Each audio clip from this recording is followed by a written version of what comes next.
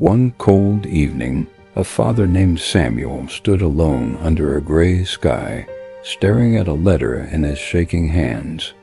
The air was still, the kind of silence that presses on the heart and makes it hard to breathe. The letter was from the man who had destroyed his life, the man who had taken his son away. There were no long explanations, no excuses, no stories to defend himself. Only a few simple words written in uneven handwriting. "I am sorry. Please forgive me." Samuel's voice cracked as he whispered to himself, "Forgive you? After everything you did?" He closed his eyes, and for a moment he felt as if the world had stopped moving. Samuel lived in a quiet village near the mountains, a place where everyone knew each other and where the sound of church bells echoed every Sunday. People described him as a humble carpenter, a loving husband, and a gentle father who always had a kind word for everyone. But one day tragedy struck like lightning. During a violent argument, a man named Marcus attacked Samuel's son, David. No one understood why it happened. All they knew was that David never made it home again. From that moment, Samuel's heart changed. The laughter that once filled his home was replaced with silence. The light in his eyes faded, and deep inside a fire of anger began to burn. Samuel made a promise he repeated every night: "I will never forgive the man who did this." Years passed, but the pain did not soften. Samuel believed that holding on to hatred kept his son's memory alive. But every day, his heart grew heavier, as if he were carrying a growing weight inside his chest. One morning, the village guard knocked on his door and said, "Marcus has been released from prison." Samuel stood frozen, unable to speak. That same evening, as the sun disappeared behind the mountains, he found a letter placed quietly at his door. "Please forgive me." Samuel crushed the letter in his fist. Tears ran down his face as he cried, "Forgive you? You took my child. You destroyed my family. I will never forgive you." He did not realize that every word he spoke chained him tighter to his pain. A few days later, Samuel walked to visit an old pastor who lived near the church. His name was Elias, a man whose eyes seemed to see not just problems, but the soul behind them.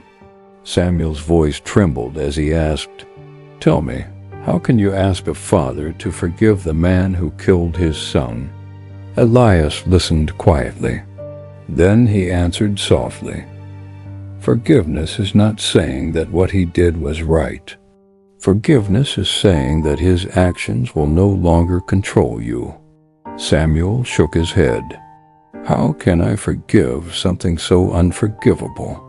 Elias stood, walked to the corner of the room, and pointed at a large, heavy stone.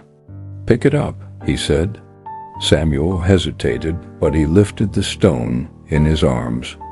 "Walk with it," Elias said. Samuel walked across the room, and with every step his arms began to ache. "Now put it down," Elias instructed. Samuel dropped it to the floor, exhausted. Elias looked into his eyes and said, "Hatred is like that stone. You think you are punishing the one who hurt you, but you are the one carrying the weight." That night, Samuel had a dream. He found himself standing in a quiet field filled with a golden light. There, in the middle of the field, stood his son, David, smiling the same way he used to when he was little. David walked toward him and said, "Father, why do you still carry this pain? I am at peace, ... But you are not." Samuel fell to his knees and cried, "How can I let go? How can a father forgive this?" David took his hand and said, "Forgiveness is not forgetting me. Forgiveness is letting God heal you. Samuel woke up with tears on his pillow, his heart pounding, but for the first time in years, he felt something different, something like the beginning of peace. The next morning, Samuel walked toward the village river. He stood at the water's edge and took the crushed apology letter from his pocket. He opened it slowly and read the words again.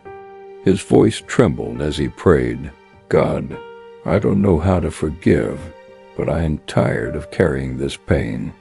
If forgiveness is the path to peace, show me how to walk it."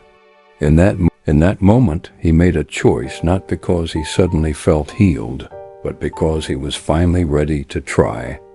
Samuel decided to go meet Marcus face to face. Marcus was living in a small cabin outside the village, far from everyone. When Samuel arrived, Marcus looked frightened, as if he expected anger, humiliation, or even violence. Samuel said, "I came because of your letter." Marcus lowered his head and spoke with a shaking voice. "I know you will never forgive me," he said. "I don't deserve it. I see his face every night. I am sorry. I am so sorry." Samuel felt his heart pounding. A part of him wanted to scream, to blame, to hurt. But then he remembered the stone. He remembered the dream. And he remembered that God had forgiven him so many times in his own life. Samuel took a deep breath and said, "You took something precious from me, but I will not let hatred destroy the rest of my life. I forgive you." Marcus collapsed into tears. Samuel turned to leave, but Marcus called out, "How can you forgive me?" Samuel looked at him and answered, "Because God forgave me when I failed. And if I refuse to forgive others, my heart will never heal." For the first time in years, Samuel felt something heavy fall away from him. It was as if the chains around his heart had finally broken. My friend, listen carefully. Forgiveness does not change the past, but it changes your heart. Forgiveness does not say the other person was right. It says you are no longer willing to be chained to the pain. You may not be ready today. You may not be ready tomorrow. But when the day comes and you choose forgiveness, your soul will finally breathe again. If this story touched your heart, please like, share, and subscribe so more people can find healing through these stories. I will return with another inspiring message. Until then, may your heart find peace, and may God give you the strength to forgive.